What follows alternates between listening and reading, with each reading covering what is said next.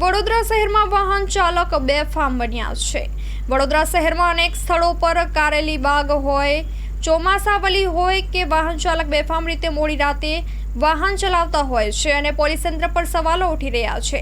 શું કેટલાક અકસ્માતો થયા, કેમ પોલીસ કડક કાર્યવાહી કેમ નથી કરી રહી? શું હજુ લોકોના જીવ જશે ત્યારે પોલીસ જાગશે? વહીવટી તંત્ર હોય, અનેક તંત્ર હોય, કોઈ કેમ નિષ્ઠાપૂર્વક કામગીરી કેમ નથી કરતા? રાતે બેફામ રીતે નબીરાઓ આડેધડ વાહન નશો કરીને ટ્રક હોય, ડ્રગ્સ હોય, ચરસ હોય કે દારૂ હોય અને નશાખોરીઓ કરીને બેફામ રીતે જેમ ફાવે એમ વાહન હંકારતા હોય છે। શું આ પોલીસને દેખાતું નથી? Story report by Nikhil Gayke, Vadodara.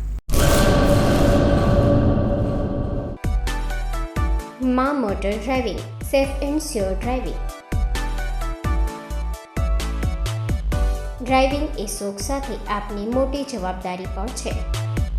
અમારા ઇન્સ્ટ્રક્ટર દ્વારા સચોટ અને સરળ માર્ગદર્શન